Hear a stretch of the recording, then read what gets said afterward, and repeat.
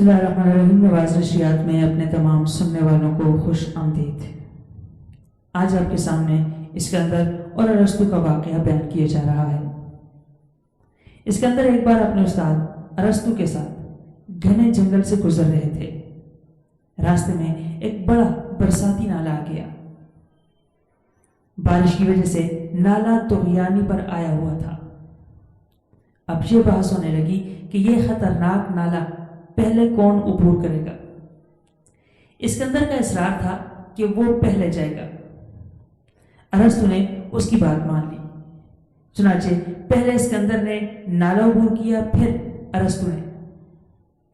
نالا عبور کرنے کے بعد ارسطو نے اسکندر سے پوچھا کہ میں آپ کا استاذ ہوں اور آپ میرے شاگرد ہیں، لیکن آپ نے نالا پہلے عبور کیا اور آپ میرے آگے چلے، کیا یہ استاد کے احترام کے خلاف نہیں؟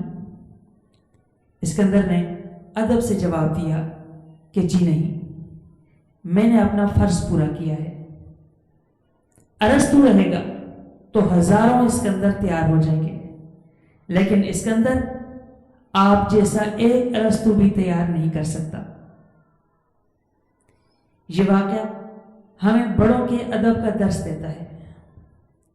اساتذہ، والدین اور بزرگوں کا ادب کرنے والے دنیا میں بھی عظمتیں سمیٹتے ہیں اور اخروی کامیابی بھی ان کی منتظر رہتی ہے، جبکہ بے ادب محروم کا محروم رہتا ہے، نہ دنیا کی راحت نہ آخرت کی خوشی۔